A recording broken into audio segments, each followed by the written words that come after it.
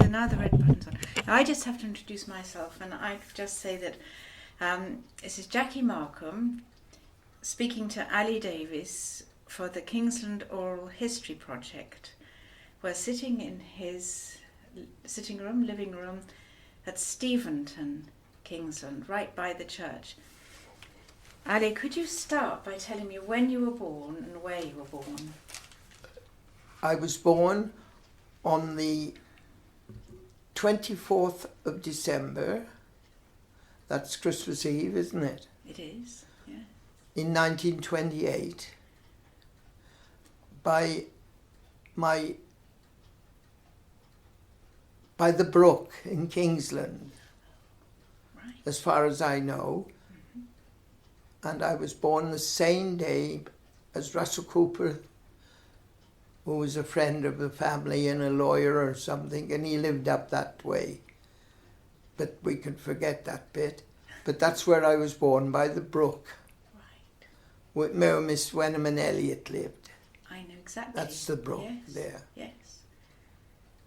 But then you came to Cobnash, I think. I moved to Cobnash, and when I was, as far as I can remember, naturally I wouldn't remember back as far as that, my first memory, I can't remember my first memory, but I have been told that I moved from Cobnash to the Angel Inn when my parents went there to manage it. And can you tell me a little bit about your parents and your brothers and sisters, just to set the scene? My father was a blacksmith, like most big families did in those days. Blacksmith was the norm, like it would be to a car mechanic today, wouldn't it? So, what did I say? Your father was a blacksmith? Was a blacksmith.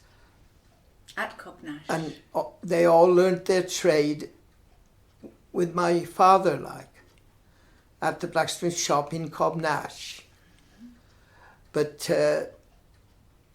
he built that blacksmith shop, or had it built, they tell me about 1924.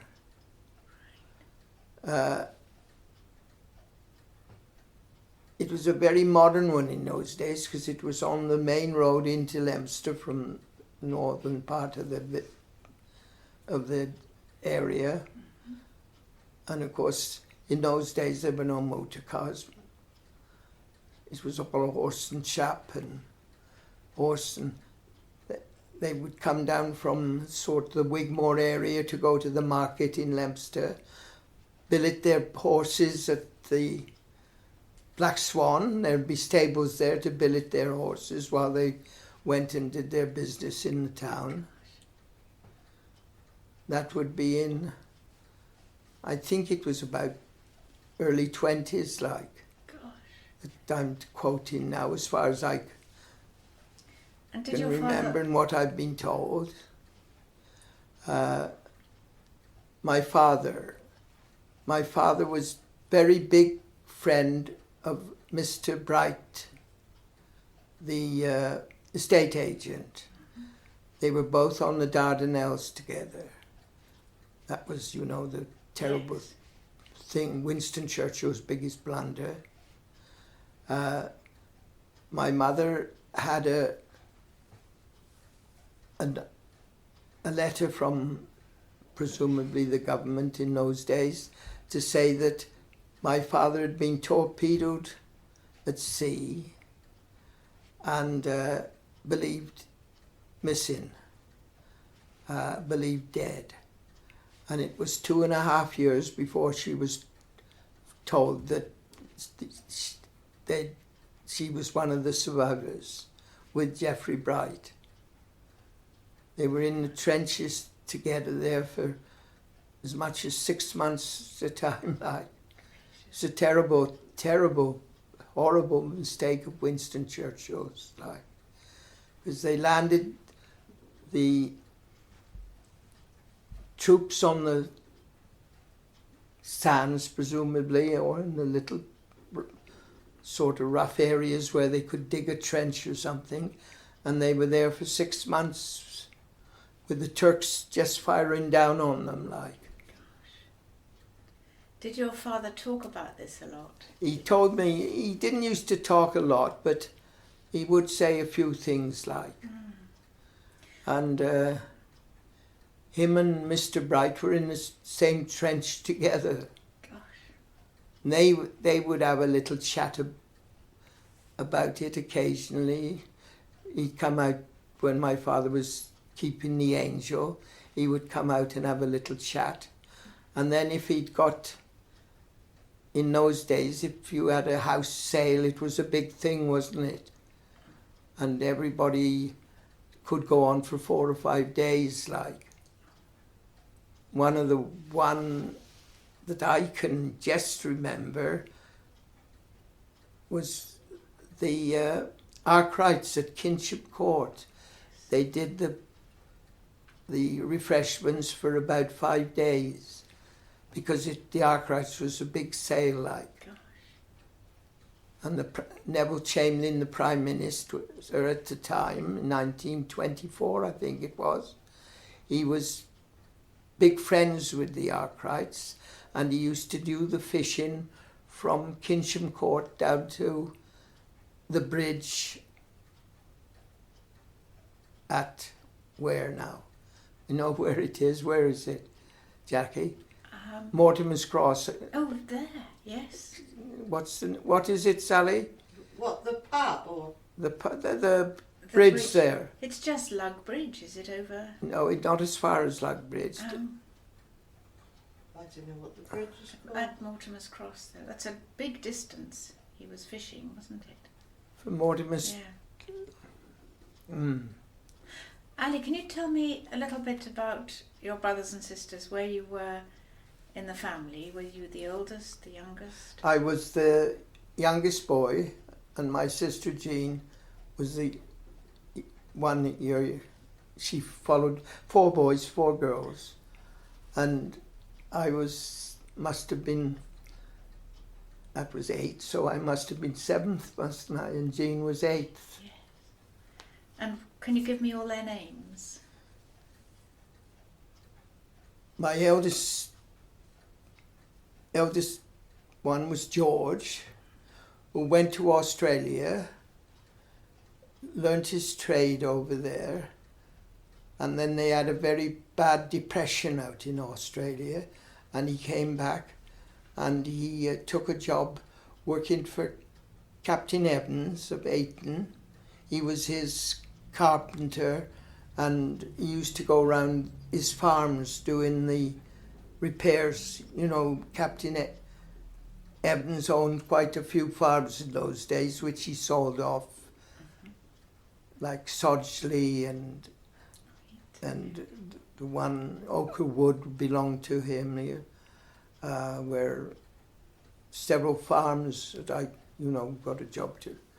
White House, Aston, I know, was another I can remember. He was the bigger landowner in the area, like.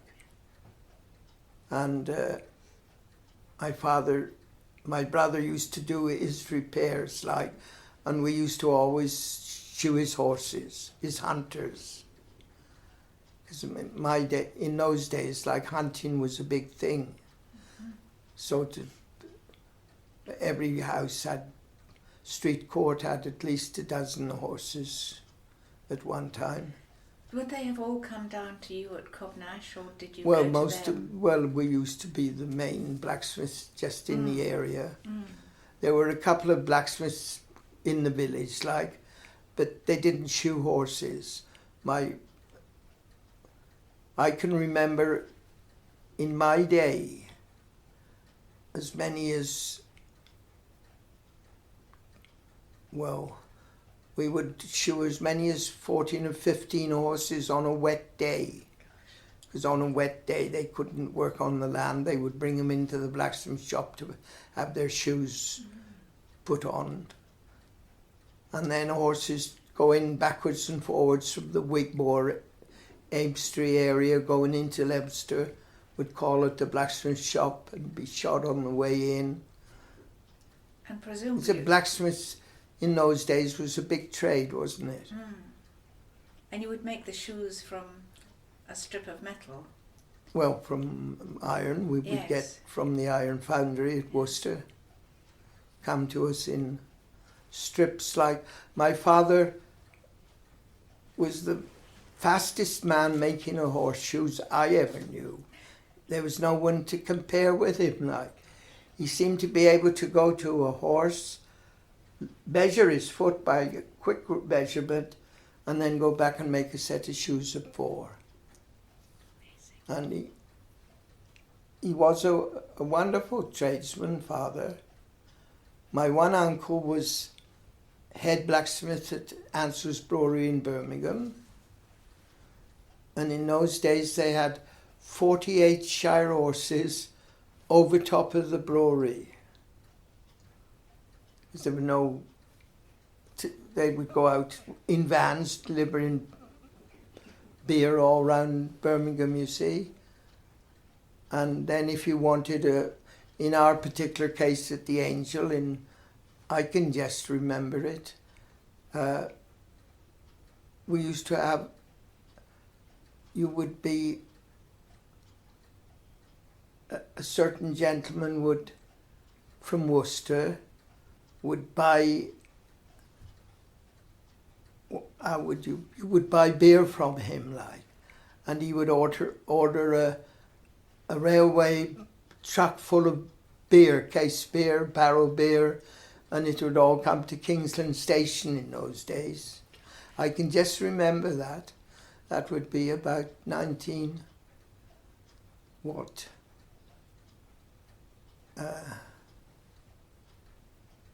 1920s. 30. Well, if you were born in 28, perhaps 1934 or something, do you think? Something like that, yeah. Bill Mitten. Did you know Bill Mitten? He lived on the way to a house off the road. As you're going in towards Yarpole, there was a bungalow that's just had permission after a big fight, isn't there?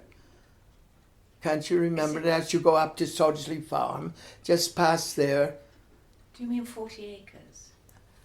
40 acres, is that the name of the bungalow? Is it? Yeah, I forget which is 40 acres, which you... A tiny, on the brow of a hill and a bend. Yeah, it would be, yes. I think, yeah. They had big... It took them a long time to get planning for that, didn't it? Eventually they did. But that house belonged to my brother at one time, but he couldn't get planning permission. So he sold it on. There was a difficulty with planning permission in those days, like. Mm. How did your father manage the pub and being a blacksmith? How did he manage to run both businesses? Well, in the evening the pub was open, like. His blacksmithing was... He used to ride a bike down to the blacksmith in... He'd do the blacksmith, I can remember him doing the blacksmith's writing, getting beer. Because if you realise, I'm talking about the times now when the Second World War started. And it was very difficult to get beer, because if you had a pub full of beer at 9 o'clock in the morning, the RAF people at Shopton would tell there was beer at the Angel, and you would be drunk out before evening, and then you would have to try and get some more in from somewhere. Because there were 8,000 troops at Shopton, you know, in the war. Did you know that? I know there were a huge number, yes. And before we get quite as far as the war, can you tell me what you remember about living at the Angel? Were you all living upstairs? Well, my memory goes back as far as... Cows? What? Cows? You had to milk cows? My memory goes back as before I just about the time I started Kingsland School or just after. I know Mary Morgan was still teaching. John Davies, that's Carl's brother, he was about the same age as me. He started the same time as Kingsland School. Jim Ammon from Cobnash, I can remember that. That my memory goes back as far as there. Then Mary Morgan was the PT teacher in those days, they called her. And she used to have us running around and waving our arms and whatnot, and I quite enjoyed that. What else do you want to know about that, Jackie? Well, anything that you can remember. Would all your brothers and sisters have been living in the Angel at one time, or just you younger ones? No. My brother George went to Australia when he was quite young, because we'd got uncles out there, you see. We'd got 3 uncles living in Australia. I didn't know, never met them, or they never came back again, but George went out and lived with them and learned his trade as a carpenter. That was between the 2 wars, look. He came back. But I think we've talked about George, but who would be next after George? Pardon?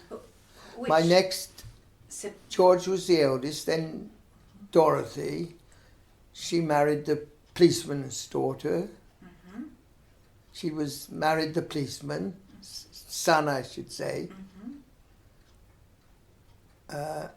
And she had a son called Ken. When he was, the one thing I could remember about that was that he was a very, very big baby and weighed about 14 pounds. Is that big for a baby? Colossal. And I can remember my sister almost died having him. And the doctor at the time spent a whole day.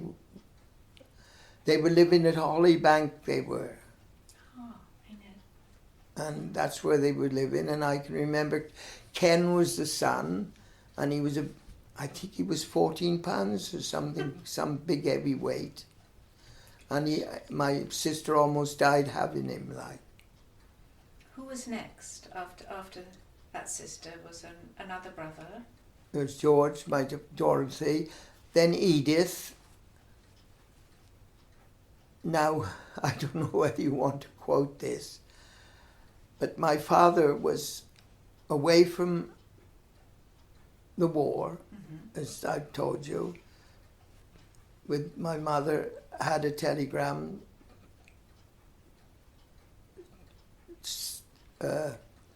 sunk at sea or believed dead, look. So my mother then the war was on, and naturally she would have to go in the fields to work in those days.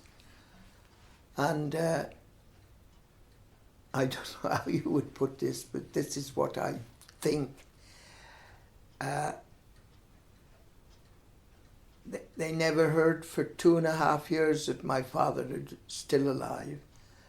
So my mother had only one child. And Albert Williams, who used to farm Holgate Farm, his sisters lived at the Grey House, which is on the market for sale at the moment. You know, by the Angel, the big high grey. Oh yes, Stoneleigh, I think it is. Yeah. What was it? No, the black and white house. Albert Williams' sisters, 2 of them, the old house, lived at the old house. And I can remember that my sister used to have to go to tea and have tea with them, and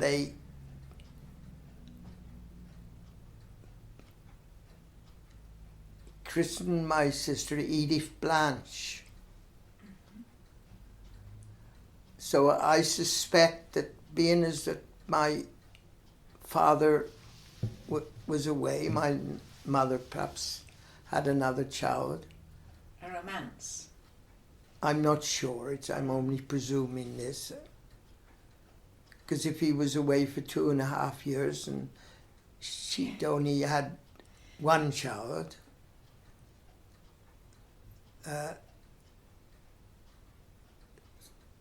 they christened the next one Edith Blanche, because it was a girl, you see.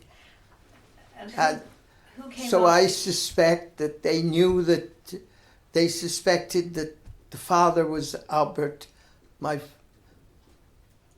Williams. Right. Now, how did I presume that? Sounds awfully good, doesn't it? Who came after Edith? In Pardon? The family? Which of your brothers or sisters came after Edith? My brother was the eldest. Yeah, but Then after, Dorothy was next. yes. Then Edith. Then Edith. Then Gladys. How far have we got down? Then it'd be That's Fred and what- Walter. Yeah. Myself and Jean. Yeah, big family. Ali, after Kingsland School, Pardon? after Kingsland School, you then went. I went to Luckton School. There used to be Pierpont scholarships in those days. I won one of those. So to win one of those, you wanted to join the village choir. And you almost certainly won one then, because there were a few going and they had to be... John Pierpont paid for them, didn't they? I think he was a Birmingham, was he, or He was a vintner from London. from London, that was it, yeah. Mm. And he paid for a certain number of scholarships. I started Luckton School the same day as John Price of Stretford, Jim Hammond,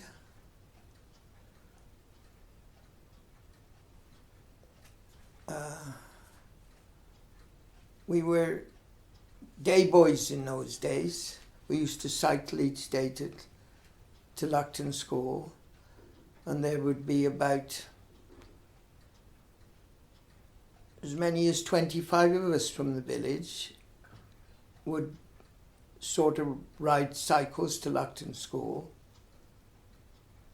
because there was no other transport. If a car went up through the village, everybody used to run out in amazement to see whose it was. I can't remember. Dr. Vaughan owned a car, I can remember that. Now, how far more forward do you want to go? This is fine. Can you tell me a little bit about the headmaster and then the good meals that you had there? Pardon? At Luckton at the time, in your notes, Cecil Hodges. Cecil Hodges was headmaster, and we can remember going down to his study, as we called it. You had the dining room and his study was at the one end. I can remember going down and meeting him. And then you started school at Luckton, like. It was a frightening experience to go to Luckton School for a lot of boys, wasn't it? Apparently. But you said in your notes there were very, very good meals cooked by Mrs. Hodges. Good dinners, were there? That was because I started school the day the war started. So naturally, in those days you didn't have... The fish came once a week by rail, and they had a horse and tray at the school, and he would go down to the station and bring the fish back, and it used to smell to IM sometimes after it had been on the rail, and in the war, naturally, like. I can remember that. they had 2 horses at the school, and they used to be used for, you know, doing things like you do in a car nowadays. Naturally, the distances wouldn't be so far. Kingsland Station was in full blow at the time, wasn't it? It was a busy line going from Kingsland, Leominster, Kingsland up through to Eardisland and that way. Pristine. And I think that you've said in your notes as well that there were the boys from the local villages, boys that were boarders and their parents paid, but also in 1941 a lot of boys from Walthamstow.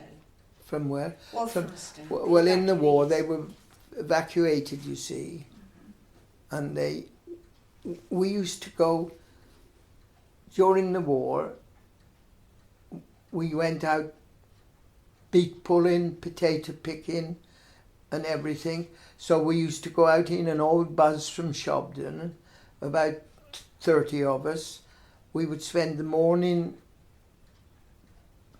picking potatoes, pulling beet, whatever wanted doing.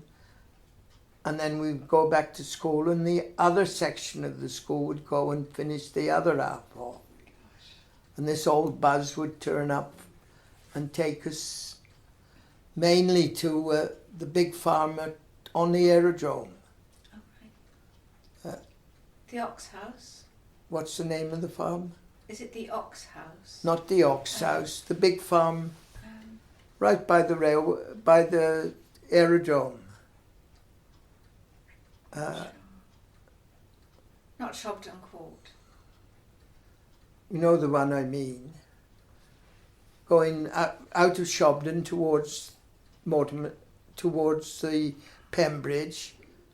It's on the left with a pool and... Oh, Milton. Milton, that's it, Milton. There used to be a very big field by the aerodrome there. And the aerodrome they were training all the gliders at the aerodrome. We never knew what they were for at the time.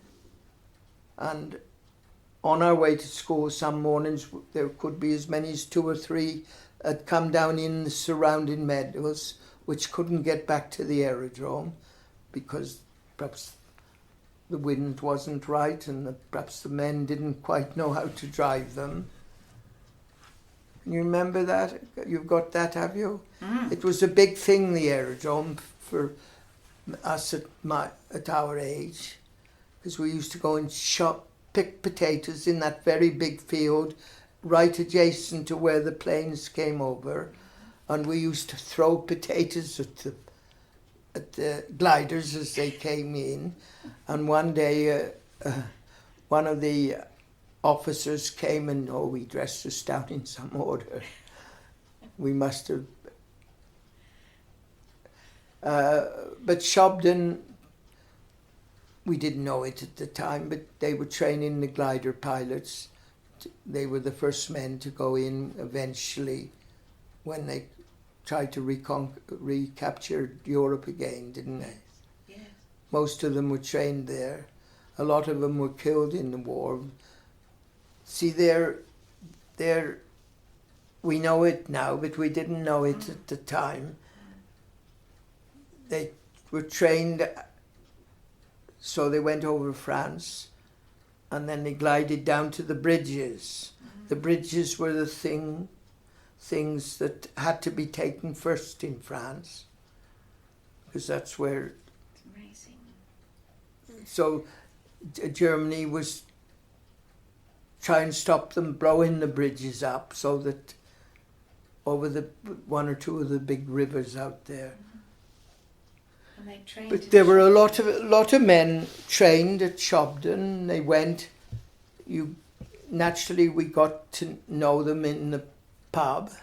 I didn't, but my parents did, because they would come in for a few drinks, and before they went, they'd go back and say, "We won't be seeing you anymore. We're going somewhere else tomorrow," and off they. But they tell me at one time there were 8,000 troops jobbed and being trained. It's amazing. Ali, at school, you were very, very good at sports, weren't you? Well, no better than a lot of others, I don't think. But my one love was boxing. And nobody wanted me to do that. So I did have 2 or 3 fights for the...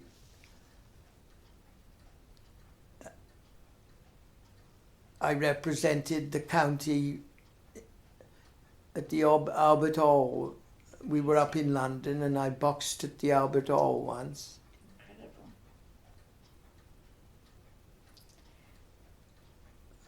And didn't you played other schools, didn't you, at rugby and things? Pardon?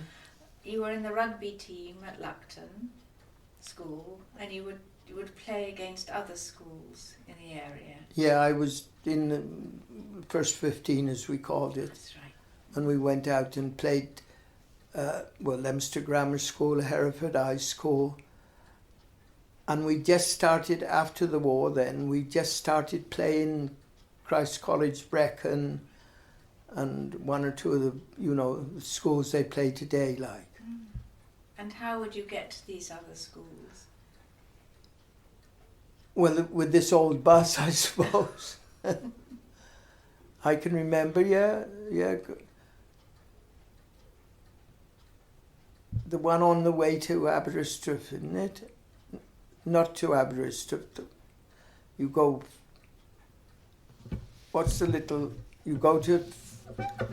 Where are we going now to? Up to the coast. And you go as far as Hay-on-Wye, and then you go... What's your next little... Glade Street? Is it? No? No, you're going on the main road towards the coast. Can't think. And that's where the troops were trained, all on those hills. Oh, Brecon. A lot of them in the war. Tell me about when you first left school.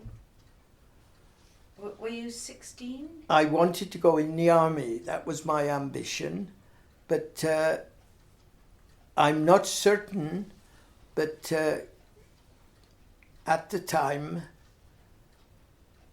acetylene welding had just come in. But it was done by the government did an exercise all over the country, because welding was a big thing when it came in, acetylene welding, and you had to be taught it. And it appears I had a very steady hand, and I did win the Royal Show was the big place where you went to weld. But before that I'd won it at the Welsh show and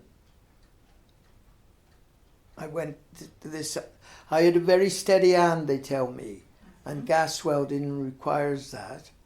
And the competitions were ran at the Royal shows and the agriculture shows, I suppose, for British Gas to encourage welding. Because before that, welding hadn't been heard of, like, really, only the forge welding, where it was gas welding, where you used gas to heat the... And you needed, in those days, a very steady hand, and it appears I had a very steady hand, and I'm not sure, looking back now, but there were no end of prizes I won at the welding contests at the agricultural shows, look. And then that was when I first left school, like. So did you go to work with your father? I went to work for my father, and we were still shoeing big strong farmhouses, horses in those days, weighing over a ton, a big Shire horse would weigh. And on a wet day you would have as many as 14 or 15 of those to shoe. They'd be out, they couldn't work on the farm, so they would bring them into the blacksmith to be shot. I think at the same time you started working for the post office. That was later, like, I used to do a post round to keep fit in the morning. And my parents owned the post office that is now. Right. That belonged to them. And that's where the post office, Sid Williams, the telephone exchange used to go into that building, like, in the front room there. Can you describe the exchange to us? Well, the exchange, you'd sit by this board with about, similar to a board I suppose they've got today, where you plugged in and plugged out, and people didn't ring like we do nowadays, a number. I can remember most of the villagers, everybody knew who Markham's Garage was, or Street Court, so they'd just pick up the receiver and Sid, get me Street Court, or Sid, get me the butcher, or Sid, get me this. And gradually there was just one board, and it used to be, the Williamses had to run it 24 hours a day, 7 days a week. Well, Mr. Williams had a sudden heart attack and died. And I can remember it as plain as can be. The manager of the telephones came down from Shrewsbury, because they'd got this board with about 50 lines coming in, like. But they'd got no contract with my mother about being in her property or anything like that. It had been all done in the war, a lot of it quickly, and they'd started to build the exchange where it is now, like. And Mr. Sid Williams, and Sid was a keen rugby supporter. We ran the Rugby Club from Mr. Williams's. I was secretary of the Rugby Club when we started it. I'll tell you how we started it a bit later on. But Sid Williams knew everybody who played rugby in the district, and if I was short of players on a Friday night, he would ring them all round for me, because he would used to like to come on the buzz with my father. He was a wonderful supporter of the Rugby Club, Sid Williams was.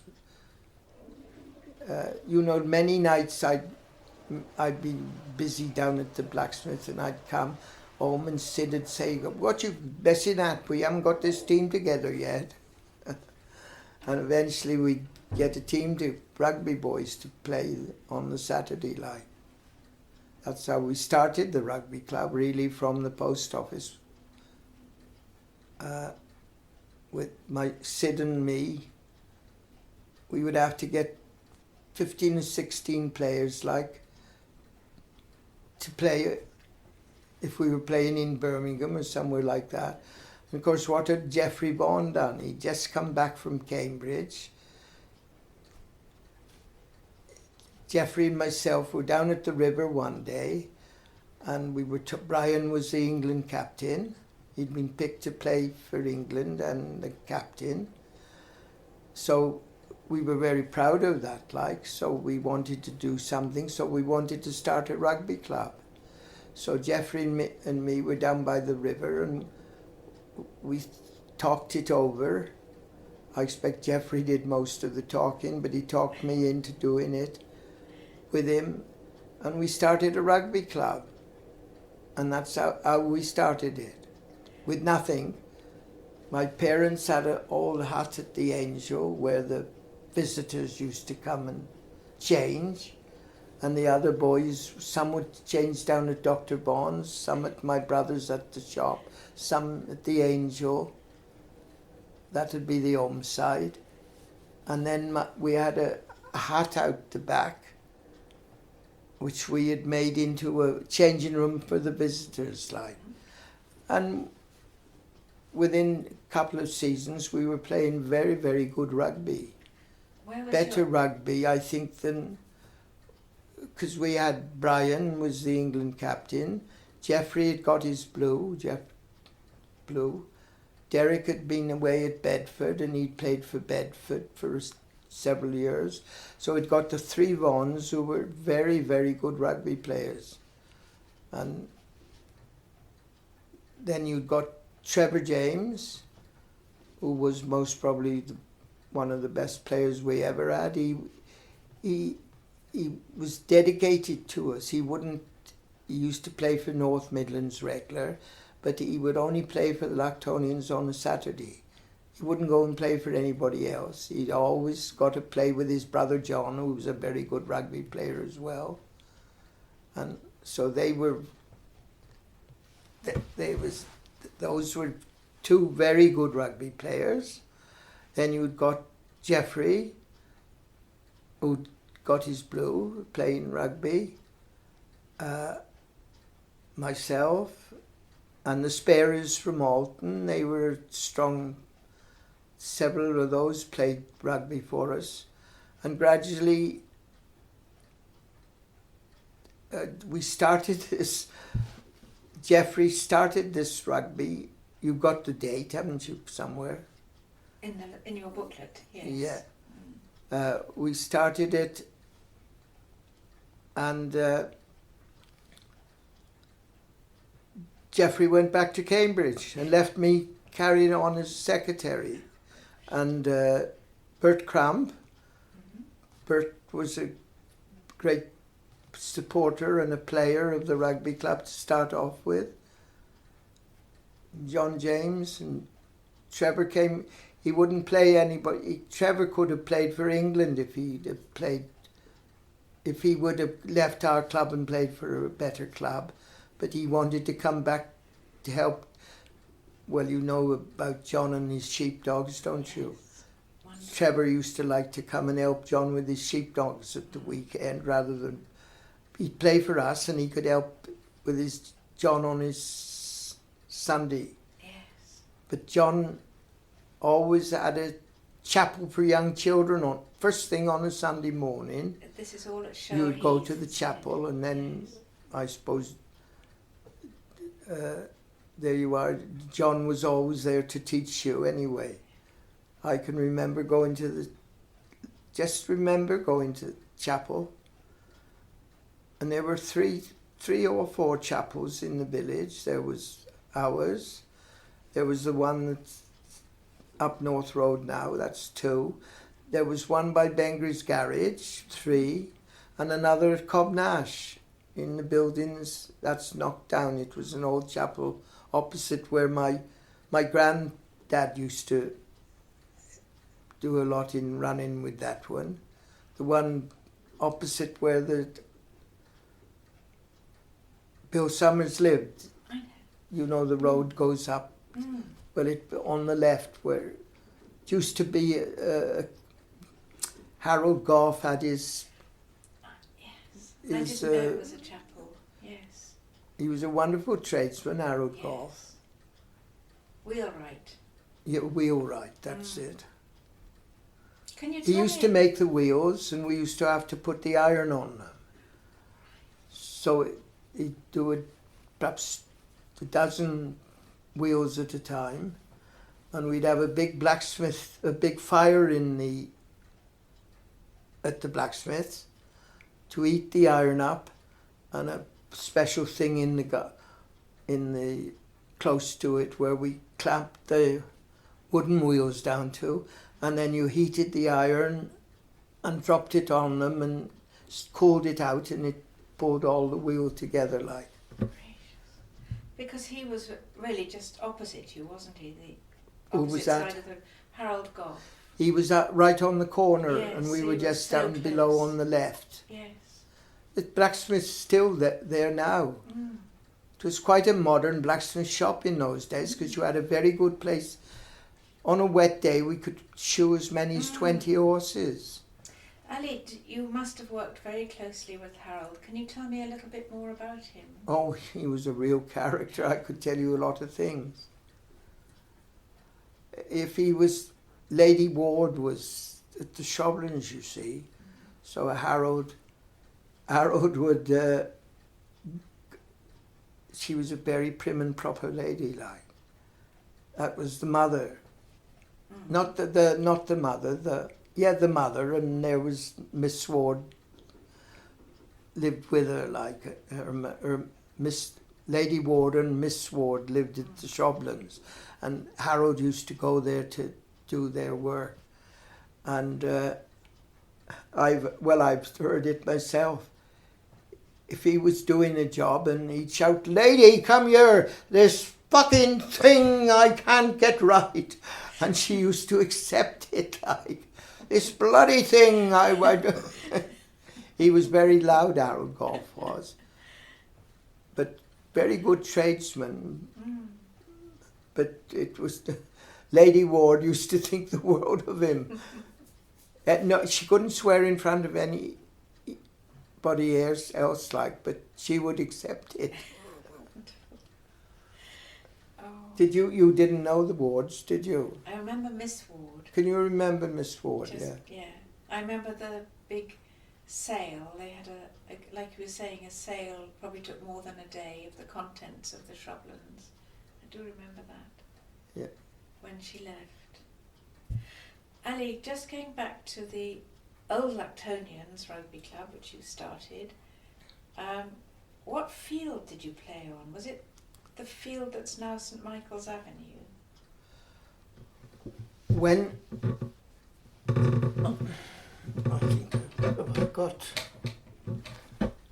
is there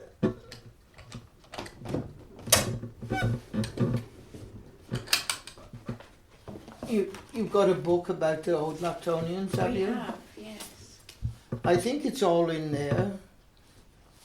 It's obviously, it was just behind the Angel then. Really. Pardon? It was just behind the Angel Inn, the field. That's the first. Yes. Yes. They used to change at the visiting team used to change at the Angel, go up through the orchard, jump over the stile into the big field, and play the rugby. And it was a very good rugby pitch. I can picture it. Yeah. An excellent rugby pitch, which Geoffrey Vaughan and one or two of us, we had goal posts and things like that given us to start off by the sawmills. It's all in the report of the rugby club. You've got one of those, have you? Yes, it's just lovely to hear you talking about Yeah. it. Could you tell me then a tiny bit more about the telephone exchange? How did people get their bills?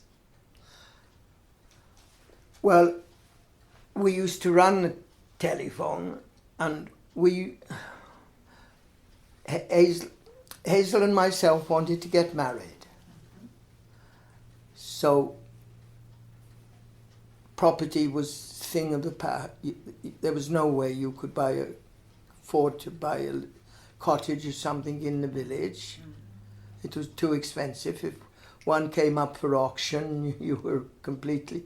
I'm sorry to butt in, but were you still living at the Angel with I your was parents? living and I was courting Hazel. So we wanted to get married. And the property where the telephone exchange was where the post office is now. And that property used to belong to my mum and dad, see. So the Sid Williams died suddenly. And it left with Mrs. Williams to run the telephone exchange 24 hours a day, 7 days a week. So I remember it. Hazel and myself wanted a house, look. There wasn't hardly a house in the village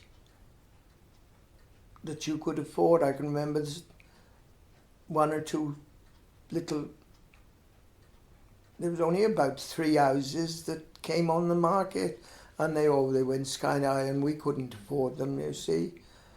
So Mr. Williams died suddenly. Telephone exchange in our property, 24 hours a day, 7 days a week. And the board was growing because telephones were being used by more people. So there was perhaps as many as 70 numbers on the board, like. And Hazel and me, we wanted the property, and they couldn't move it out. They couldn't move it out of the property. They were building the automatic exchange, just started to build it, and there's no way they could finish it. But Mrs. Williams was, I'm off bloody back to Liverpool, I'm not stopping here any longer. And she did. She got a lorry and she got her furniture on it, and up within about 10 days of her husband's funeral, she left the telephone people with a telephone exchange in Kingsland, and no one, I mean, it would have all come to an end. They'd got no contract with my parents where all of these lines were going in and this exchange. So we wanted a house. And I can remember Hazel said, well, I'll do the telephone exchange. So we ran the telephone exchange for about a year, I think, before the automatic came in. And Hazel, I did most of the all nights, like, and Hazel had the help of a couple of girls from Leominster. No, one would come out a couple of days, then the other, because they just automated the Leominster exchange, and they wanted to work. And we quite enjoyed it for about a year till they put the automatic in. And didn't you used to record the connections on slips of paper? That's it. Number please, and plug in, and write it down. And at night, 11 or 12 o'clock at night, that you wanted to go to bed because you had to run it all 24 hours a day, you see. And you wanted to go to bed, or one of us did. Hazel had gone to bed and I was on the exchange. So I had to just sit there and wait till the courting couples had finished. So eventually I got the message through that I didn't want to be up there till 1 o'clock listening to their courting. But on the exchange in those days, you knew everybody, see, because everybody had to, they couldn't dial a number, you had to put them through, like, and then make a little ticket out to cost so much it cost, and at the end of the day you'd have a wad of them as big as that.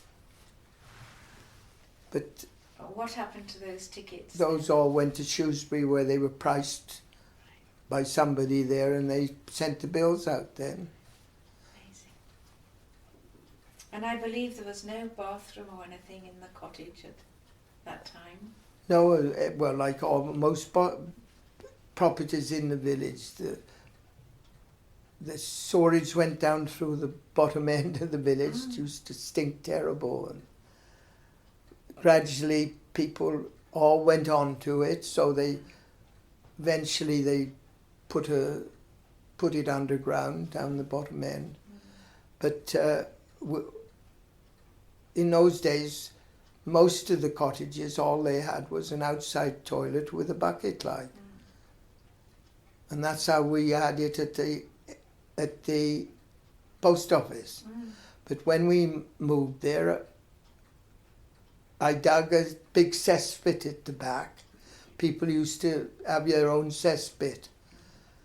And you had to ran it into the drains that went down the village, like.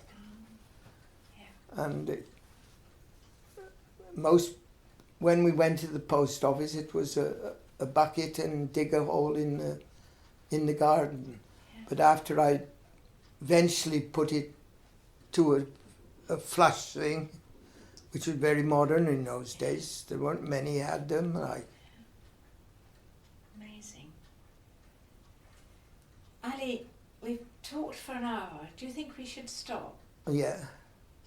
It's okay. I'm going to You've see got if a I lot. can put it off. We're just starting again to talk about Ali's brother, Fred. Well, Fred had been working in the grocery business for a couple of years, just before the war started. And when the war started, naturally they were called up. That was, they had to go in the forces. So Fred went in the RAF, and eventually, I never knew why, and I've only just realised what the importance of it was. Fred went over, we must have been posted over to Ireland at Enniskillen. You know what Enniskillen was? Heard. The German U-boats coming in from the British merchant ships bringing the goods from America that were needed for the war, and as food if they could get it. And they came so far, and that was where the distance they were coming from America. If you drew a line from Enniskillen across the ocean, the German U-boats were able to go as far as that and no further, and the British merchant ships and the American merchant ships were able to come then and go over that line like. And of course that's where they were torpedoed most. They lost no end of torpedo ships with all the goods coming in from America. But Enniskillen was a very important post. Well, Fred used to talk about Enniskillen, never said why. Never even told me after the war. But that was the reason why, like, he was in Eardisland where this line was across, like. I don't know, that's only... Walter was in the Navy. He had an awful experience. They were must have been in the Russian waters when it was frozen. And he fell in the sea, like, and they must have managed to get him out before he was frozen to death, I suppose. But it knocked him about something terrible, like. That's with my two brothers. I was too young to go in the forces, see. But when they returned home, they took over the stores, is that right? Well, as I said before, my mum and dad were big friends with Geoffrey Bright, the estate agent, and he came down to the Angel one evening and he said, Mr. Gibson's had the grocery shop. He'd started the grocery shop with his daughter, and they'd got in a terrible mess there. You had to have coupons to get food in those days, and of course they'd used them all, and they couldn't get no orders come in because they'd got no. They were in a terrible state, and they would have gone bankrupt. So Mr. Bright came in. He said he knew my two boys were working in Leominster, Fred back in the grocery shop and Walter in the ironmonger's shop. So within a few days they took over the grocery, you see, and the grocery shop concerned, you had the bakery as well, where you had 2 full-time bakers on and you baked your own bread, and you had a delivery all around the district. They took over that, and it was my brother Fred really who pulled it back together, because the shop in the village had got in a terrible mess. They couldn't get goods in because they'd spent all their coupons. Oh, and I can remember Ernie Cross's, you know Ernie Cross at Mortimer's Cross? Ernie's father had a very, very big business down in the valleys. Which town? I knew which town it was at.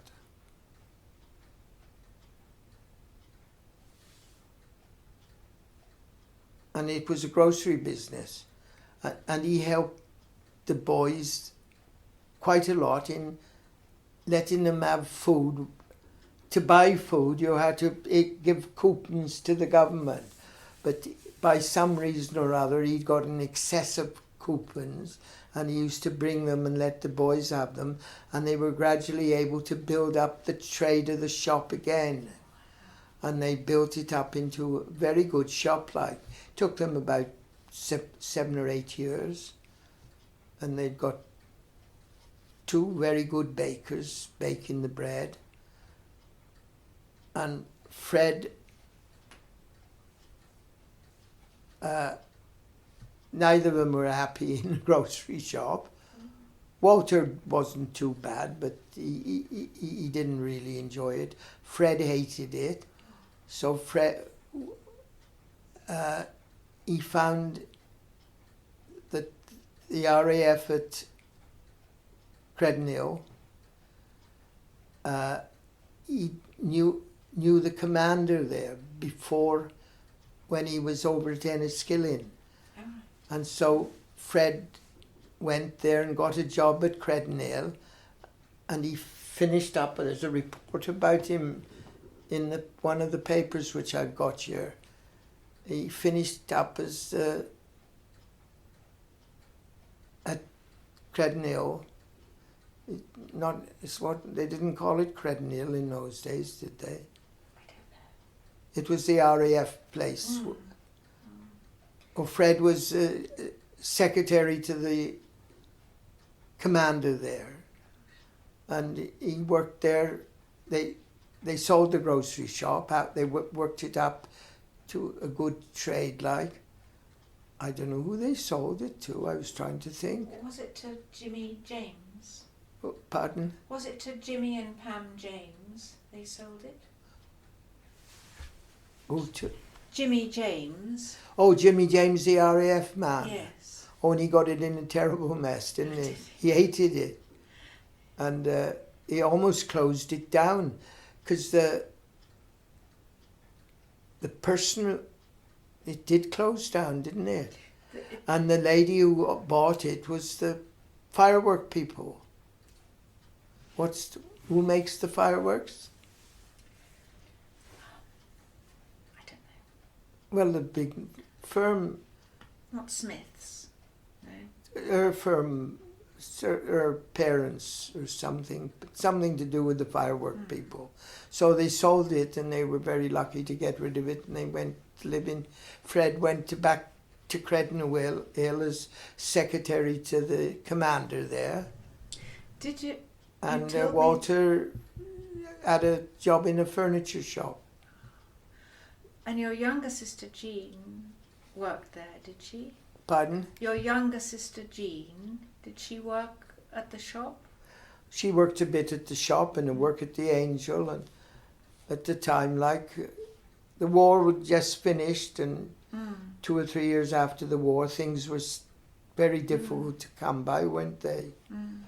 And very difficult to run a good business, because you had to still give coupons in with the food, like. We will stop in a minute, Ali, but I've just remembered a lovely story you told me about Freddie Fox and the blacksmith shop. Well, Freddie Fox had been looked after the vicar's horse, and being blacksmiths, naturally they would be shoeing it. And Freddie Fox was very, very friendly with my father. But Freddie Fox had got no parents in the village. He stayed with Joe Hammond and his wife. She used to do laundry. And Freddie Fox worked at the vicarage, look. Well, nobody knew where he came from. I don't think... Hazel and me went and searched him out one day. We spent it where he came from. He naturally, being with my parents, shoeing horses, and Freddie Fox, he was big friends with my father, like, because they were about the same age, like. Freddie Fox would be a bit younger, but still very friendly with my dad, because horses were the norm in those days. You had no cars much. There were very few people had cars.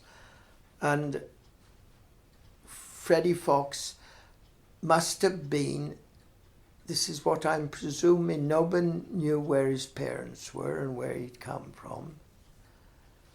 But in those days, if you were high up in society and something had happened that one of the mistresses was expecting, they had to do something with the whatnot. And I presume Freddie Fox was one of those. He'd been billeted out with the Hammonds that nobody wanted to know where he came from. Well, as I said, he was very big friends with my father. We've got a photograph somewhere with him on, like. And he disappeared went out to the village round. No one knew where Freddie went. So he must have been a love child, which someone wanted to help a bit. So he must have been sent abroad to learn blacksmiths. Jockeys in those days, they were still needed in the continent. And he must have gone over there and came back as quite an efficient jockey, because he was only a little chap. And he went on to win the Derby twice, look. It's a remarkable thing, really, isn't it? And one day he pulled up outside the Blacksmith, driving a Rolls Royce. And he said, "Albert, come and look at this," he said. "This is what I got for winning the Derby." And that was a Rolls Royce, because the Aga Khan owned the horses, you see, the two horses. He was head jockey to the Aga Khan. And the Aga Khan, by that time, you've heard of the Aga Khan, he was the richest man in the world, wasn't he? And money to him was no object at all. So Freddie Fox must have, he was his head jockey, because he'd won the Derby twice for him. I mean, to win the Derby in those days was a big well, it still is a terrific thing, isn't it? It is. But in those days it was so much more like. It's a wonderful story, isn't it? Yeah. I'm going to switch it off though now. The Croft Castle. And I was in Yarpole church going to a funeral. And he used to tell me about a Fred Davis, I think it was. I just forget. But we were, Hazel and me, Hazel was still alive, and we were it was a big funeral, and we were in the front row on the left, right up sort of as far as you could get. So we had plenty of time to sort of sit in our seats and read the glass windows. Mm-hmm. And there's one, my father used to talk about this. I think there's an article about him in the Croft Castle one. And one of my grandfathers used to be sort of a state manager there, like. And it says about it in the church window in stained glass. In Yarpole? In Yarpole. I don't know whether it wouldn't mention it in here. It might mention it in one of the books. I think we're getting slightly sidetracked, Ali. Do you think you could tell me, when you first had the post office, how you managed it? How did the post come to you? Where did you sort it? I'll tell you how we came by it. My mother bought the house under auction with the post office. It was, first of all, it was by the Crows in a hut, which eventually ended up behind the Angel, where the rugby boys who were coming from away to start it going like. There was enough room in the hut for about 14 or 15 of them. And we built showers in the cloakroom, my mother's washroom, which was away from the pub like. So we built, Gordon Davis was a plumber and a builder in Leominster, and we built this shower for the visitors, and they used that, and the big old hut that had served its purpose as a post office, and then a rugby. My family slept in it. We were 4 boys, you see, so my mother wanted room in the hotel, so we slept in the hut with nice and fresh air, and lovely it was, and I enjoyed it. Did the girls sleep in the house? But they done away with it now, like, because there wasn't enough bedroom in that bedroom room for the guests in the house, you see. Yes. So we had to sleep out there, and we used the washroom and the shower and that for our use, like, and the rugby club use as well. Gosh. And the rugby club, for the first 4 or 5 years, used opposite where you live, the shop. My brothers had the shop, you see, so they had bedrooms over top, which they didn't use. So 14 or 15 boys would appear there on a Saturday if we had a big fixture, and they'd change up there, and there were bath up there and that. And then the home visiting side would change down at Kingsland. Amazing. So going back to the Angel, we've slightly gone earlier now to the Angel. You 4 boys slept in the hut. Where did your 4 sisters sleep? Pardon? Where did your 4 sisters sleep at the Angel? Were they Well, upstairs? they slept in the house, look. Yeah. Well, they were married. They were Yes. married, and in my grandfather still lived at Cobnash. You see, he had his own house and a cottage there, which. Well, they've made it one house now, but at one time it was his house and a cottage, like. Is it where and Jean it was went where to our live? family was brought up, you see. So when you... My grandfather had, 8 boys and 1 girl. Gosh. And they were all became blacksmiths. Gosh. One was a blacksmith at Kington, one was a blacksmith at Leominster, and then the one in Kingsland, and one was a blacksmith at Alexander and Duncan's.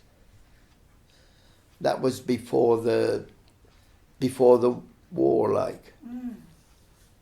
So when you and Hazel were first married and you moved to the post office, which your mother had bought, how did you manage the post? What happened? Well, I'll tell you what happened. It was in the war, and everything was different to what it is now. So people wanted forces, the people at Shobden, they wanted different lines, more lines going in. So the telephone people put them in as quickly as because they only had about 4 or 5 years to do it, didn't they? And they also did the same thing for Pembridge, look. So instead of having about 20 people on the telephone during the war, it was perhaps they'd extended our keyboard to about nearly 100, look. Gosh. And what about letters, the actual post? But, well, going back to the telephone, Mrs. Williams and Sid were employed by the post office to run the telephone exchange. And gradually it grew from a few. I mean, the village, if a car went up the village, you knew whose it was. And if you didn't know whose it was, you asked questions like, because, you know, people come into the... That was what we were like with cars. I mean, if 3 or 4 cars went up through the village, I can remember at one time that you knew whose car it was, and if you didn't, you found out. Markham's bus, the old green bus, used to take us on our rugby trips.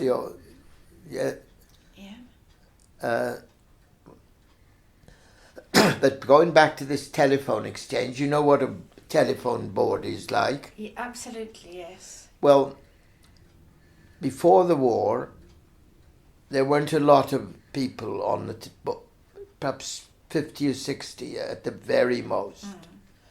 So the war came along, and of course everything was extended out, like the telephone exchange was having to put different telephones in, and some of the farmers were applying, they needed a telephone and that sort of thing. And so the telephone board, which with the pugs, you know, grew from about when we took it, when Mr. Williams took it over. It was at the Crows, you see, and the post office, they moved it down to the building where the rugby boys used to change in. And what about the actual letters that people wrote? Going back to the telephone exchange, this is more important. Okay. The war came along, and people wanted telephones more, so the RAF and all that sort of people, and extended. And Mr. Williams and Mrs. Williams ran the telephone board. It would be about as big, well, 3/4 of the width of that television, and filled up with about, I think it was nearly 100 lines going in. Like, it grew rapidly during the war, like, with people wanting it. The forces started it all around Shobden and Bembridge, and of course the telephone exchange grew, but there was no contract whatsoever with in my mother's cottage. It was just word of mouth almost. So I think it was when we got married. I have to look up and give you the date. But Mr. Hazel and myself wanted to get married, and we wanted to buy a house. And properties then, you know, there weren't many in the village, and if you tried, you had to pay a lot more than you wanted, like. So there was always somebody outbid you. We bid on several cottages and that, and there was none of the modern houses had been built. So Mr. Williams died. Now, this is how it happened. He had a stroke and died suddenly, and he was postmaster at Kingsland. So I was there and heard it. So the telephone manager came from Shrewsbury to talk to Mrs. Williams, the widow. And he said, of course, Mrs. Williams, you would take the telephone exchange over, won't you? Well, that was 24 hours a day with a new exchange in, no contract with the telephone people at all, being in our cottage. So Mrs. Williams said, not bloody likely, I'm going back to Liverpool next week. Which she did. She got her furniture loaded up and off she went. So the telephone manager said to Hazel and me, wanted somewhere to live, like. So the telephone manager said, well, of course you'll take it on, Mr. Davies. So we took it on, you see, till they put the new one in. But we also had to take the postman. There were 5 postmen. 7 actually in those days, because we did Shobden, as you read from one of the articles. There were about 7 postmen and we took the telephone exchange over at a couple of days' notice almost. Look. Amazing. Well, it was, the war had been on, the exchange had been built bigger and bigger, and they kept putting telephones on. And of course, Mrs. Williams had never signed any contract with the post office at all. It was all done by Mr. Williams, and he had a sudden heart attack and died, like Sid Williams. Keen rugby man he was. We used to, if I got on the you mustn't put this in your article, but if we wanted to talk to anybody about rugby, I used to be secretary of the Rugby Club when it started. And Sid would, I'd say, Sid, can I get, he never charged me anything. And I don't think I had a telephone bill hardly. And it kept the Rugby Club going for at least 8 or 9 years. And, you know, Sid, of course, Sid was a keen supporter of the rugby as well. He came on the buzz with us on a Saturday on Markham's buzz, the green buzz, which took us, you know, to Birmingham, some of the fixtures. Amazing. Not many, about 2 at Halesowen, that sort of side of. I can remember we were going up the hill. Clouds Top, is it, on the way to? Very likely, yes, Clouds Top. And we were going on the hill, and the buzz, we all got out and pushed, and we just made it over the top. But the old buzz kept, see, there were new buzzes in the war, there was nothing like you had to accept. And that old buzz kept us going for several years, and I'm looking back at our accounts, I don't think Mr. Markham charged us very much, because Sid Williams used to ride the buzz, and everybody supported the rugby club. It was surprising, really. There was a little bit of friction between the rugby club and the Corners Inn, because they had the soccer, you see. And of course, naturally, when we started the rugby club, all the rugby boys from Loughton, ex-rugby boys like John James, Trevor James, Bill Thomas was a grammar school. A dozen almost from the grammar school would play for. And that's how we started the rugby club, see. Ali, you told me a lovely story about borrowing cars as well. And Pardon? remember you told me about driving Dr. Vaughan's new car? And Yeah, Dr. Vaughan had a new car. And to get a new car in those days, you had to be a doctor or something. It was just at the end of the war and the starting back of peace. And Ludlow Rugby Club got short of players for some important game they'd got on, because they were just starting again after the war, Ludlow. So they must have met Geoffrey Vaughan, and that was, he was be about 17 at the time, Geoffrey, and he said he'd get 2 or 3 players to play in this important game over at Ludlow, you see. So yeah, that was fine. I think there were 5 of us in the car, and we went through some water on the way, quite deep. And of course, Derek had only just passed his driving lesson, and he didn't realise that going down that steep hill, you needed brakes, and of course, the brakes wouldn't work. So he had to turn left at the bottom. That's the only way he could go, because there must have been some cars on the other side, you see, just waiting to go over the bridge if they could. So Derek got shot across this bridge, and a farmer had got a sort of a van or something in those days, a vehicle, call it, and the vehicle went right up the side of the car, and his new vehicle, both vehicles were marked quite considerably.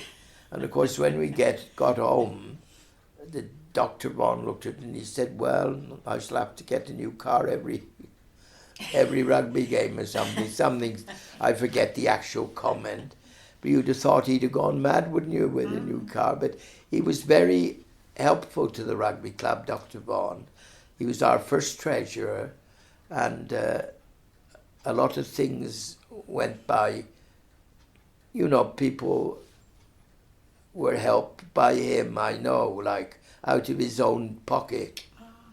You know, but you can't put that in an article. Well, you can do.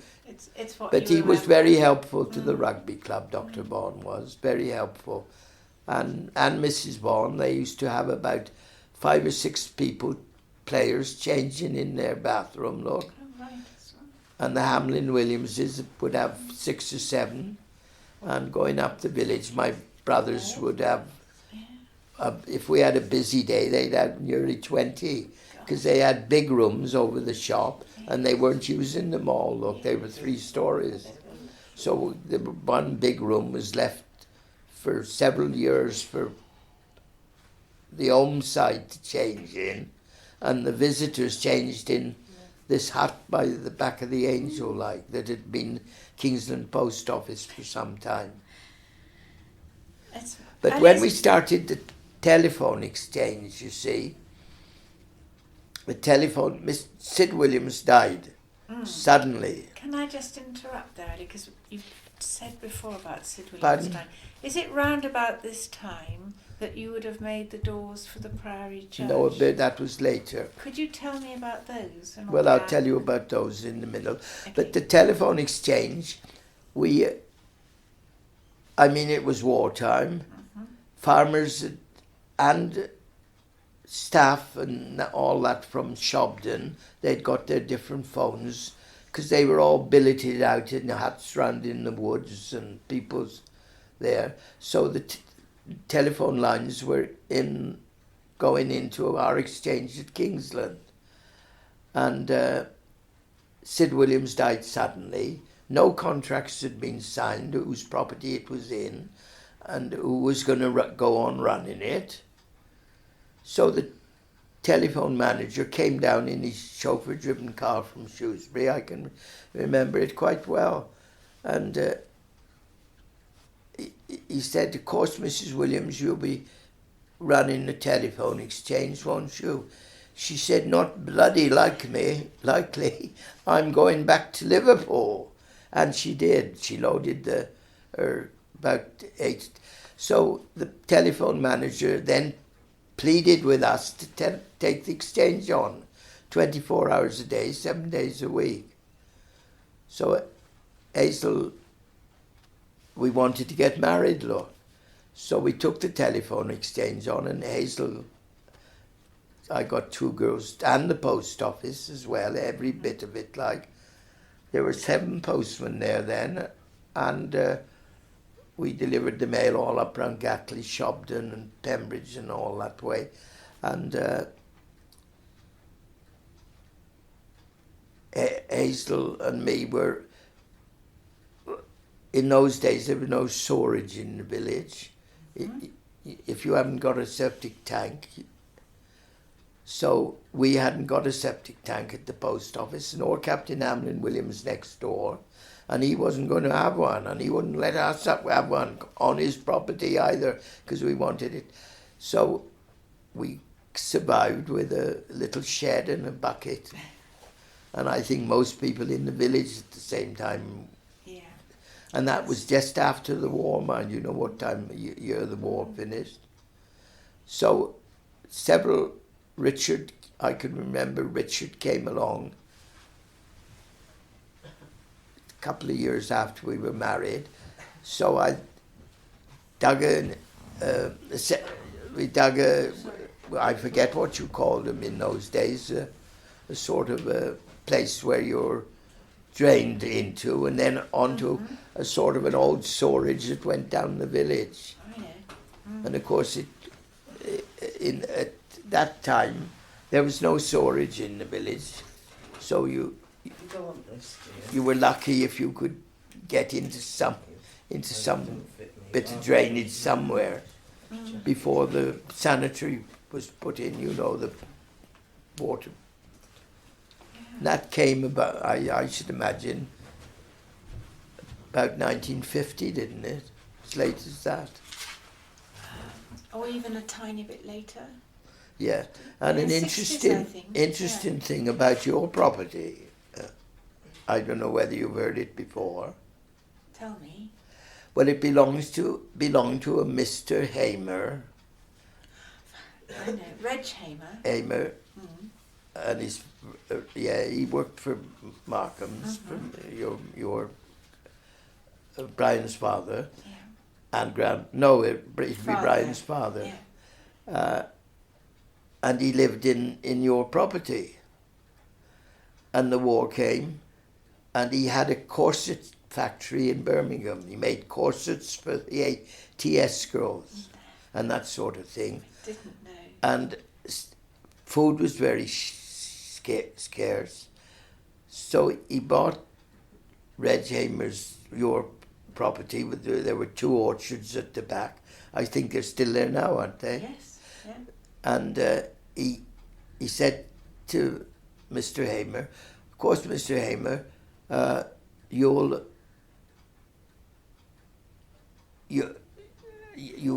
supply us with some butter and apples and chickens and that sort of thing. You know, like country people were doing in those days. And food was very scarce. You know, people in Birmingham were, you know, they had their, what you call it, their coupons. Coupons, and when they'd use them up, they couldn't, you know. So he said to Mr. Hamer, you'll be able to supply us with some butter and milk or whatever. And he said, not bloody likely. I'm not supplying you with anything. Because he was the tenant, Mr. So Mr. What's his name? It'd be on your deeds, actually, if you look. Yes. He said, he then said, well, it's no good to me. I don't want a house with 2 orchards behind. There were 2 orchards then. I don't want a house with 2 orchards. So he sold it to my mum and dad. It's the names are on the deeds, if you look. And then they sold it on to Mr. Wasdell. And I did make a set of ornamental gates. You did, yes. Yeah. And they're still in existence, but not in the original place. Yeah. Well, that's so. My mum and dad owned your house for a number of years, look. That's amazing. And did then, they have tenants in there? Pardon? Did they have tenants? They didn't live there. No. They let it out. Mr. Hamer and his daughter lived there. Mm-hmm. Reg Hamer, the son. Mm-hmm. He worked for Mr. Markham. He did. They were the tenants of the property. Yeah. They wouldn't supply Mr. Essex with anything.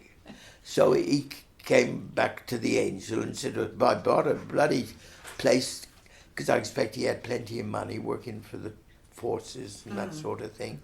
I bought a bloody place. I think it was about 3,000 if you look up the deeds. He said, buy it. He bought it, hoping they'd supply him with some food stuff to go back to Birmingham. But Mr. Hamer put his foot down and said nothing. So he was quite annoyed about it. He bought a bloody farm, brought a property with the, you know what, that really he didn't want. So he sold it to my mum and dad for 3,000, I think. It'll be on the deeds if you look. I'll get the deeds out. Yeah. I'll ask the solicitor. Essex, his name was. Mr. Essex from Birmingham. And he made corset factories. He had a big corset factory in Birmingham which he made for the ATS girls, their uniforms and things like that. That's So Reg and Hamer was... So the Hamers sold it to my mum and dad, and they sold it on to Mr. Wasdell. Now, was there one after Mr. Wasdell? There was Williams Opshop Williams, That's we right. called him. Yeah. Opshop Williams. And Was there one after Upshot No, Williams? Brian bought it. Brian brought it then. Oh, that's Yeah, I fascinating. see that piece of furniture there. Upshot Williams came into the post office one day. He said, I haven't got room for that. That was in the post office where the people coming in could write, you know, by the counter. And he said, I don't want it. I got no room for that. He said, will you take it, Ali? So I took it, and it's quite a nice piece of furniture, isn't it? So nice. that's what come from the old post office. Well, this one out here. Yeah. It's lovely, Now, what isn't else it? was interesting about? Of course, naturally, when the Wasdals bought it, they modernised it quite a bit. Like, I think they spent quite a bit of money on it. I've never been over it after the. Oh, well, then you must come. Yeah, you could have a look at some of Geoffrey Bright's rooms down here. I'll show them you in a minute. Well, what he's sort of that's the sort of thing he had, but you know, he filled it up with ornaments, and he was quite a influential, is that the word? Person. He was very highly regarded around Yes, here, wasn't Geoffrey he? Bright Yeah. was. Yeah. And he bought this when he retired, so that he could be near to the Angel and near to the post office. Oh. What about the church? Oh, he came to church Yeah. as well. Yeah. He wasn't buried here, though.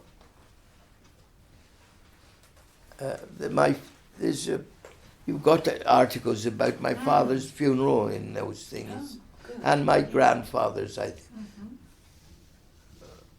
I'll have a look. Yeah. Now, What- Geoffrey Bright, he was the Bright with Russell Baldwin and Bright, you see.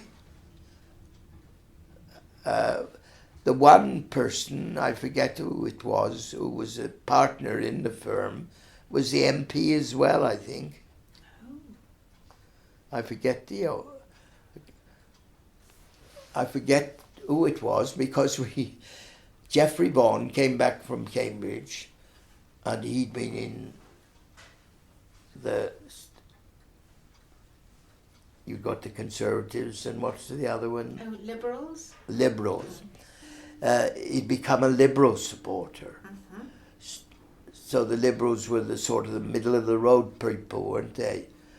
As Jack Williams of Sawmill said, you know what happened to the bloody Liberals? Middle of the road people. He said they bloody well got run over. So Geoffrey and myself and Bert Cramp and John James, we all ran for the Liberals, Lord. And they did quite well that year, but they didn't get the Liberal man in. I forget his name.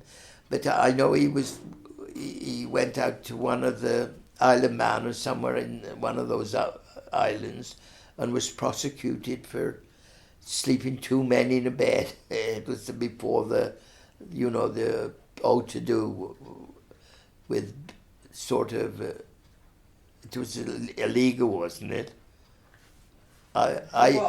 What? What was illegal? Well, two men sleeping together, I think. Oh, right. Yes. Well, it's not anymore. And he was the MP, look, or put up to become MP. It's a no doubt. So Geoffrey, Bert Crum, John James, we all were Liberals, so we decided to run for the Liberals. Of course, it didn't last very long. We soon changed our tune. I can see. We've had some interesting things. John and Trevor James, you see, our centre. Trevor was very high. He had a very experienced, is that the word? He went to Birmingham, to the university, and then stayed on. And Trevor was in a very high position in the war at one time. I forget what it actually was. We weren't told all that business. But he always came down from Birmingham on an old motorbike and picked up Harry Pugh from Yarpole. But Harry Pugh was in a very high position in Birmingham. Very high. They were very high positions, paid a lot of money. But you couldn't, if you'd got a new vehicle, then you couldn't get the petrol to run it. So for a couple of years, we were stuck with Trevor James and Harry on the back. Harry starved to death and cold, and Trevor the same. But Trevor was most probably the best centre we ever had, I think. Wonderful rugby player. Would have played for England, but he just didn't want to go that far. He got right up as far as he could get in the combined counties and things like that. And he was a wonderful rugby player, Trevor. If I had to select one rugby player out of the whole of the rugby we've ever had at Loughton, I mean, I wouldn't like to do it in front of other people, but Trevor would be the one. Really? And his second one would be John. His brother. They're on a photograph here somewhere. And Trevor never ever... He played university rugby, played for the university, captained the university team, went on to become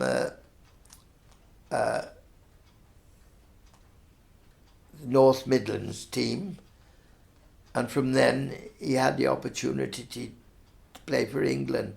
But he'd been taking so many knocks that his mind was beginning to go, and he got a very intelligent job to do, something to do with his mind in mathematics and something and another, I just forget. But Trevor, he never really got over it. We had an open day here, and Trevor, his mind had almost gone, and yet he was a brilliant rugby player, Trevor was. If I had to select the one player who I thought was the best since we started, I wouldn't like to do it in front of the team, but Trevor would be my choice. He was a wonderful. I think I would put him above Brian Vaughan. But Trevor didn't want to seek. He got as far as he wanted at Birmingham, and he wasn't a big boy, but he was taking a lot of bumps, and it was beginning to tell on his mind. So he decided eventually that he would have to give up, and went on playing for us, but he never took it. He could have gone on and got an England cap, I'm certain of that, because there was nobody any better than him. But he didn't want to go that far, because I drift from one to another. So he'd be injured, wouldn't he? He'd become injured. So Trevor's brother was John James, and you've heard about John James. And the sheepdogs. He was international champion. Yes. I went to John's funeral about 9 months ago, I suppose it was. Gosh, yeah. Yeah, poor John, his mind had gone. I want to go to Jesus. That's all he said to me. Oh. Yeah, he was a big chapel man, and he was living up by the lake at Landred. Lovely place, looking out over the lake. And I want to go to Jesus. I want to go to Jesus. That's all he said. And he died a couple of days after. Oh, golly. And he was our first captain, look. I don't know when. Can you tell me about the Priory doors? About The doors you made for the Priory in Leominster. Well, the vicar was... No, isn't it terrible? See, somebody who I knew as well as better than I know you, really. The vicar in Leominster? He was the vicar of Leominster. And Captain Ben Goff was keen on wrought iron work, anything to do by hand and that sort of thing. And he was chairman of the society in Herefordshire. So they came to me and said about making these doors, you see. I got a photograph of. And of course, the dates and all are on the photograph there, I think. So I'd already made the communion rail at Monkland Church for Captain Ben Goff. He paid for it for Monkland Church. He lived in Monkland, you see. And he was a keen wrought iron worker himself, but he was hopeless at it. Oh, absolutely hopeless. Because he had his own forge and everything. And he used to want me to go out and help him at nights, like, so that show him how to do things and that. And of course, when it come to doing these doors, he said, well, Mr. Davis can do the iron work. And of course, the architect said, well, we want someone, you know what architects are like. They got their friends, I expect. And so Captain Ben Goff stood his ground and he said, I want a local tradesman to do the iron work, because they'd got Philip Postins at Alton to do the woodwork. So they put in a price I put in a price for doing this ironwork. It was something a bit out of my... I could do the ironwork, but the pricing was a bit, different. I can remember I wanted a special... I made them so that they go in you can pump grease into the 2 inches, so that if the materials last, they'll last forever, because the ironwork will. Whether the woodwork will, I don't know. But they've been up there about 60 years now. We do have a look I go and have a look at them, and I think if they want some more oil on, I get onto somebody in Leominster and say those doors want a bit of oil put on, because that'll preserve them. So I put in a price to do this ironwork, and it was £700, I think. And it was quite a nice job to do. It wasn't very ornamental, but it was similar to what cathedrals had been doing. But I was doing it not to be boastful, but better than they were doing it, because I was putting it into a block of steel with a sort of something that went into them, which was fixed to the doors, and I put grease caps and that sort of thing. And if you go there now, the doors were just open 50, 60 years. I went there, it's a couple of years ago now, I must go and have a look again. I went there and I put like that and the doors opened and they weigh nearly half a ton, look. So that was a nice job. And the Queen dedicated those, see. I think it was 1924, I'm not sure. She came to Leominster on a visit when she was she Queen at the time? No. Yeah, please. She was. I can remember everybody was a buzz in the village. She was staying at Gatley Park, you see. Yes. I'm pretty certain she stayed at Gatley Park. It would have been about 53, I think. But Yeah, it doesn't it's matter. on the photograph. Yes. When she did it. She would have stayed at Gatley, I'm Yeah. sure. Yeah. And I think Winston Churchill had something to say about it at the time. Whether it's recorded, I don't know. But it was quite a big thing for the Queen to do it, because Ben Goff, Captain Ben Goff, see, was in charge of Cheltenham Racecourse, and of course still is one of the son. And of course, you can't get any Irish society in that, can you? No. And of course they got to, I suppose, presumably they got to know the Queen or something, and she had a visit to Leominster and stayed But funny thing, at the Gatley Park, so Sally and me went up only 2 days ago in it, Sal. Yeah. We thought we'd go for a ride, Lord. So we went round up towards Wigmore, and I said, well, let's get off the main road. So we went up Lentil Roads, and we ended up at the entrance to Gatley. Well, you can go to the church, you see, that is open to the public. So we didn't go to the church because you have to, I don't suppose it would have been open. There's a letter to notice to say if you want to look round, the key is held somewhere. So I said, well, I used to go up to Gatley Park to shoe the horses up there for the Duns, and with the Royal Mail and telegrams and things like that.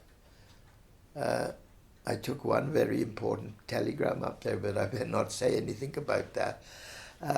Because we had to take telegrams in those days, you see. And if you had one if someone very important was staying there, they'd get a very important telegram. And, you know, we were sworn to secrecy, like, especially in the war. And we used to take quite a lot of telegrams, because that's one way. They didn't know, most probably didn't know people's telephone number, so they sent a telegram instead, like, and then they'd reply back. Of course, if someone reached 100, they had a telegram from the Queen, look, and that would come, and we would have to write it out specially. Hazel was very proud of that, writing these telegrams out. She loved to do it. A big wedding, you know, she loved. You could get 20 telegrams at a big wedding in the village. That's a village. Yeah. And if you had a very big one, it could be as many as 50, look. And you'd have to, Hazel would sit there taking these telegrams, because the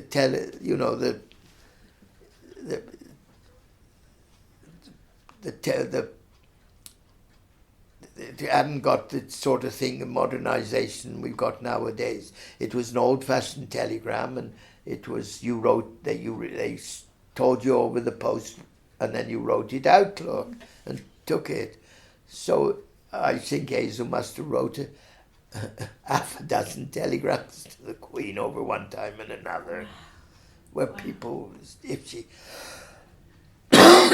she'd stay at places like Croft Castles, you see, and we'd get a telegram, and of course, I mean, everybody stood to attention, and it was done properly, and that sort of thing.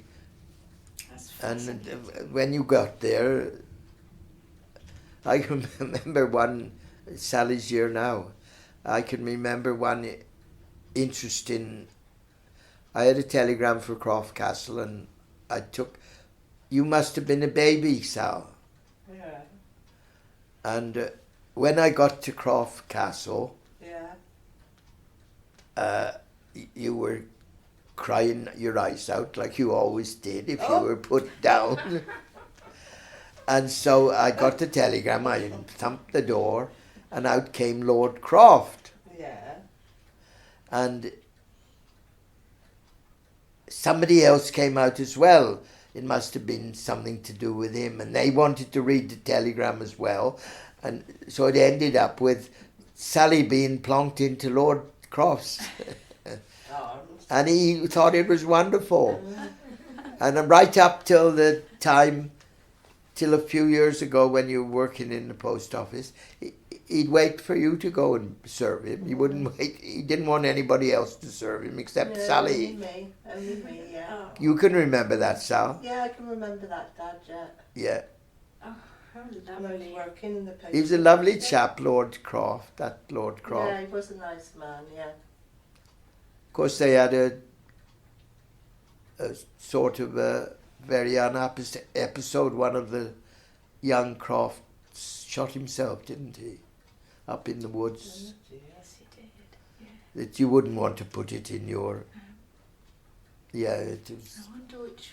do remember. I forget which one it was.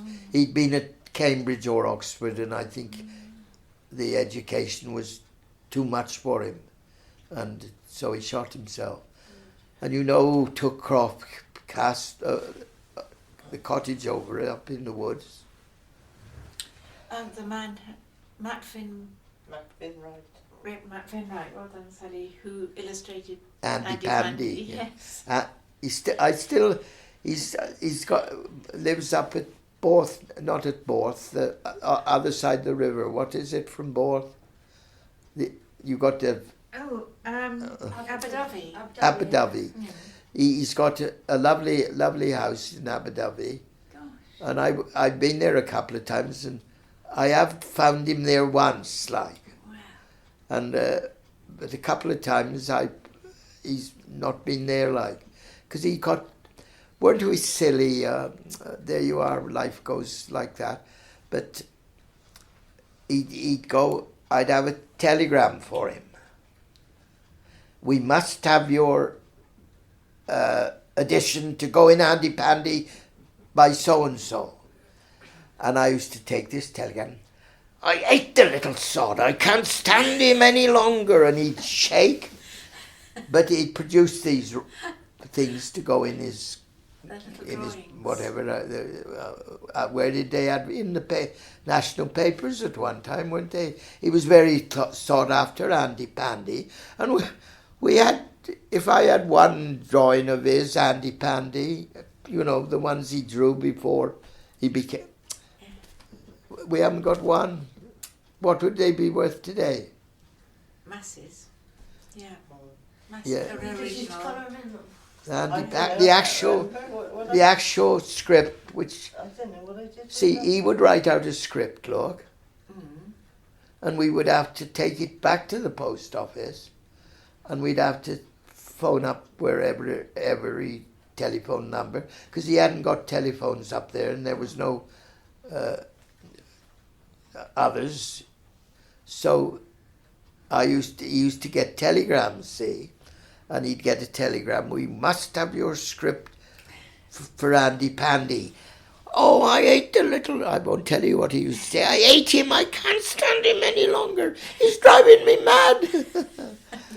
And of course they wanted his script, and he I don't know, oh, he was a lovely chap, he was. And he had can you remember his boys, Sal? No, they came along, he had 2 boys and a girl, I think it was. I remember a son. Well, I remember the wife. He most probably took taxis up to Croft Castle. Because that's how Mr. Stone got to know Brian. You know Mr. Stone. Hasn't Brian told you about this? Oh. Let's hear it. Well, Mr. Stone was an artist, like, and painted. And in the war, the boys from different places were put there to be away from the bombing, like. And Tim Cotter was one of them. Have you met Tim? I heard of Tim Cotter, Yeah. yes. Well, Tim used to be friends with the Markhams, like, because they used to taxi people around up to Croft Castle and that. So me and Brian, was it? Yes, it was Brian and me. Brian will remember it as well as me, and I nearly forgot it. We used to go down in this old, because new cars weren't in existence in those days. If you had a car to push onto the road, that was near enough. There were no sort of tests or. So we got this old car, and it'd take us, well, almost 24 hours to get down there, because that's where Mr. Stone lived, look. Now, whether Tim will remember, well, I expect he will, is we went round, my memory's terrible. Well, Where had you gone to, Ali? Where were you going that took 24 hours? Down to the coast, one of the very precious little coast. We went there, so. Abu Dhabi. No, it's down Cornwall. Was it Dawlish? Cornwall. Not okay. And Tim was only allowed to go down there when his mother, when his mother went to Waylock. Because she was a very high person with Mr. Stone, and he was such a famous artist, but Tim was wasn't. Mrs. Stone wasn't his mother. It was Mrs. Stone before, and they must have parted, Mr. and Mrs. Stone, and then Tim took over. He's a lovely chap, Tim was, and we went down, borrow an old car from Markham's. It'd take us in the war 24 hours to get down there, because there'd be queues, to go in. The roads weren't modernised like they are now, and when we got there, it was lovely. What's the name of the village, Sal? Where? My memory, is terrible. I think, Ali, we could go on. I'm just going to say, should we stop now? Yeah. I've got to go and get the children. Jackie? Just put. No, I forget.